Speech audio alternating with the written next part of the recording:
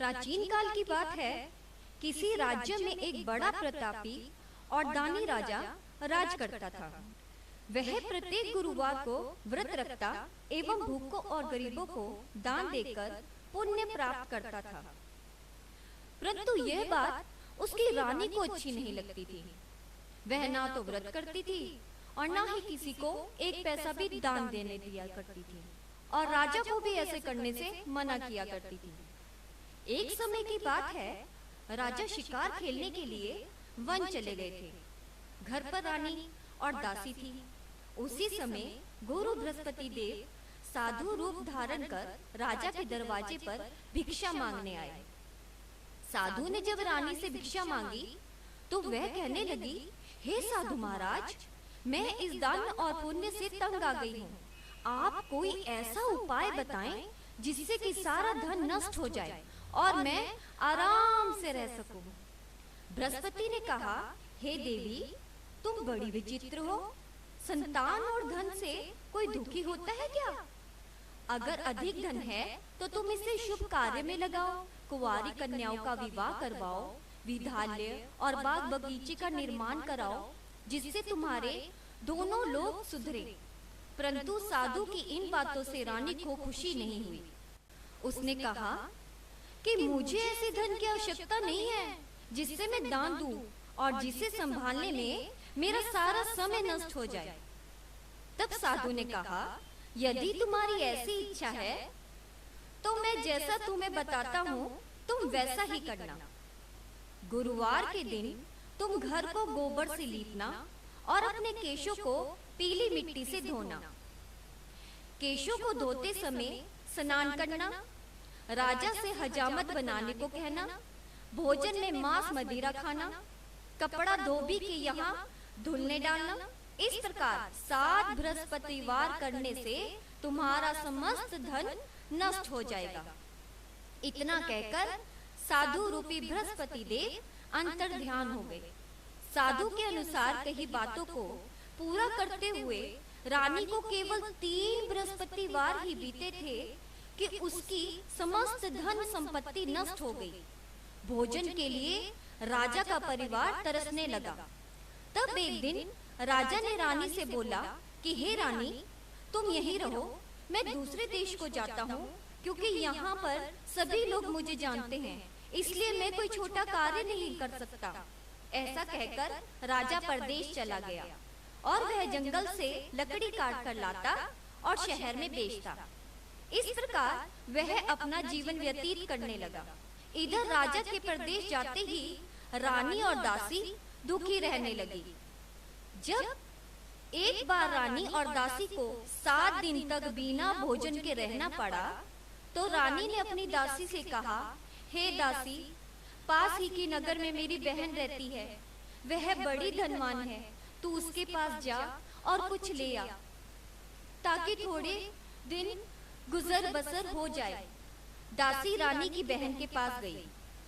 उस दिन गुरुवार था और रानी की बहन उस समय बृहस्पतिवार व्रत की कथा सुन रही थी। दासी ने रानी की बहन को अपनी रानी का संदेश दिया, लेकिन रानी की बड़ी बहन ने कोई उत्तर नहीं दिया। जब दासी को रानी की बहन से कोई उत्तर नहीं मिला तो वह बहुत दुखी हुई और उसे क्रोध भी आया। दासी ने वापस आकर रानी को सारी बात बता दी। सुनकर रानी ने अपने भाग्य को कोसा। उधर रानी की बहन ने सोचा कि मेरी बहन की दासी आई थी, परंतु मैं उससे बोली नहीं, इससे वह बहुत दुखी हुई होगी। कथा सुनकर और पूजन समाप्त कर कर वह अपनी बहन के घर आई और कहने लगी, हे बहन, मैं बृहस्पतिवार का व्रत कर रही थी। तुम्हारी दासी मेरे घर आई थी, परंतु जब तक कथा होती है तब तक ना तो उठते हैं और ना ही बोलते हैं, इसलिए मैं नहीं बोली। कहो दासी क्यों आई थी? रानी बोली, बहन, तुमसे क्या छुपाऊं, हमारे घर में खाने तक को अनाज नहीं था। ऐसा कहते कहते रानी की आंखें भर आई। उसने दासी समेत पिछले 7 दिनों से भूखे रहने तक की बात अपनी बहन को विस्तार पूर्वक सुना दी। रानी की बहन बोली, देखो बहन, भगवान बृहस्पति देव सबकी मनोकामना को पूर्ण करते हैं। देखो, शायद तुम्हारे घर में अनाज रखा हो। पहले तो रानी को विश्वास नहीं हुआ, पर बहन के आग्रह करने पर उसने अपनी दासी को अंदर भेजा तो उसे सचमुच अनाज से भरा एक घड़ा मिल गया। और यह देखकर दासी को बड़ी हैरानी हुई। दासी रानी से कहने लगी, हे रानी, जब हमको भोजन नहीं मिलता तो हम व्रत ही तो करते हैं, इसलिए क्यों ना इनसे व्रत और कथा की विधि पूछ ली जाए ताकि हम भी व्रत कर सके। तब रानी ने अपनी बहन से बृहस्पतिवार व्रत के बारे में पूछा।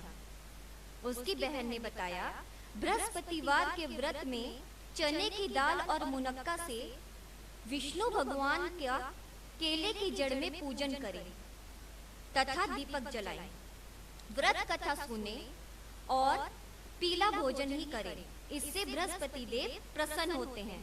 व्रत और पूजन विधि बताकर रानी की बहन अपने घर को लौट गई। 7 दिन के बाद जब गुरुवार आया तो रानी और दासी ने व्रत रखा।